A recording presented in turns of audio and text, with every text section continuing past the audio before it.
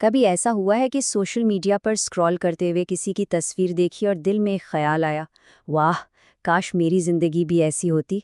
मुझे यकीन है हम सबके साथ कभी ना कभी ऐसा ज़रूर होता है। हम दूसरों की चमकती दमकती जिंदगियां देखते हैं और फिर अपनी जिंदगी को देखने लगते हैं कि हमारे पास क्या नहीं है।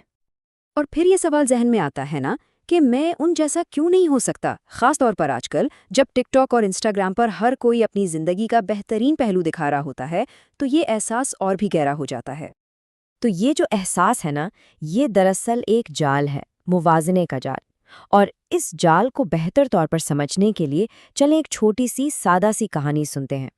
ये कहानी उन सब के लिए है जो कभी अपनी जिंदगी से मुतमईन नहीं हुए और सोचा है कि अरे, बाकी सब लोग तो हमसे ज्यादा खुश हैं। तो हमारी कहानी का हीरो है एक कौवा। एक ऐसा कौवा जो खुद से बहुत नाखुश था। उसे लगता था कि उसकी जिंदगी में सब कुछ गलत है और इसकी सबसे बड़ी परेशानी वो खुद था। अच्छा, तो ये कौवा अपने बारे में आखिर सोचता क्या था? इसकी दुनिया कैसी नजर आती थी? आइए जरा इसके जहन में झांक कर देखते हैं। तो जरा सोचें, इस कौवे के दिमाग में क्या चल रहा था। वो हर रोज खुद को देखता और सोचता, ये कैसे काले बदसूरत पर है मेरे। उसे लगता था कि सब लोग इससे नफरत करते हैं। जब भी वो गांव में जाता, लोग उसे भगा देते। और दूसरी तरफ था वो खूबसूरत सफेद हंस, जिसकी सब तारीफें करते थे। बस उसके दिल में एक ही हसरत थी कि काश काश मैं एक हंस होता, तो शायद मैं भी खुश होता। फिर एक दिन एक बूढ़े समझदार कौवे ने उसे देखा और एक बहुत ही अहम बात कही। उसने कहा, ठीक है, तुम हंस बनना चाहते हो, लेकिन कुछ भी बदलने से पहले जाकर उस हंस से ये तो पूछो कि क्या वो वाकई खुश है। और बस यही वो सवाल था जिसने इस नौजवान कौवे को एक ऐसे सफर पर रवाना कर दिया जिसकी उसे बिल्कुल उम्मीद नहीं थी। और यहाँ से कौवे की तलाश शुरू होती है।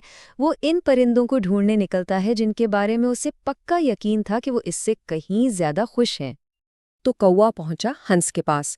उसने हंस की खूबसूरती की बहुत तारीफ की, लेकिन हंस का जवाब सुनकर वो हैरान रह गया।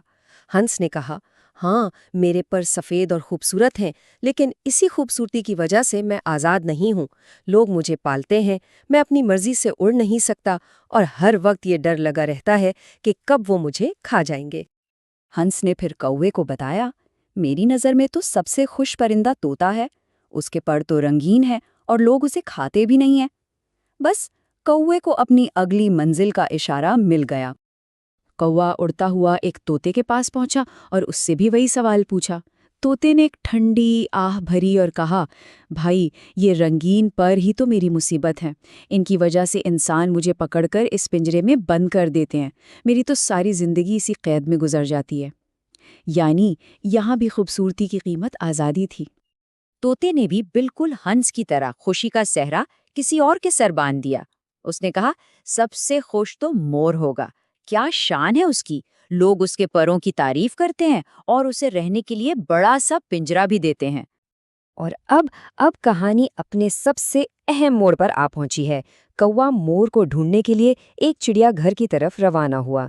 उसे पूरा यकीन था कि इस बार उसे दुनिया का सबसे खुश परिंदा मिल ही जाएगा।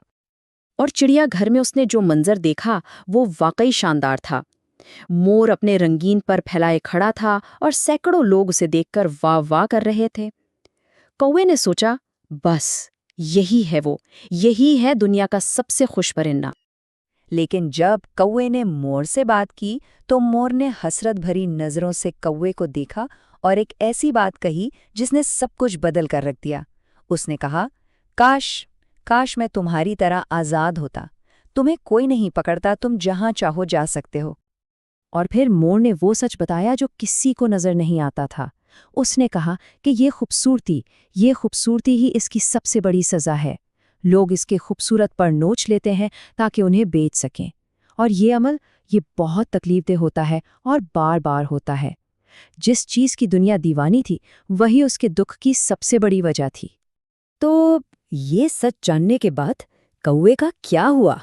कहानी अब इस हिस्से में दाखिल हो रही है जहां सब कुछ बदल जाता है और कौवे को अपनी जिंदगी का सबसे बड़ा सबक मिलता है। मोर की बातें सुनकर कौवे को जैसे एक इद्राक हुआ। ये वो लम्हा होता है ना जब अचानक जैसे दिमाग की बत्ती जल जाती है और सब कुछ साफ नजर आने लगता है। उसे अपनी जिंदगी एक बिल्कुल नए जाविये से नजर आई। इसे पहली बार एहसास हुआ कि जिस आज़ादी को वो कुछ नहीं समझता था, वो कितनी बड़ी नेमत थी। उसे कोई पिंजरे में बंद नहीं करता था, कोई उसके पर नहीं नोचता था। वो जहाँ चाहे, जब चाहे जा सकता था। इस दिन के बाद उसने कभी किसी और जैसा बनने की ख्वाहिश नहीं की। वो कौवा था और वो कौवा होने पर खुश था। तो इस पूरी कहानी से हमें क्या सबक मिलता है?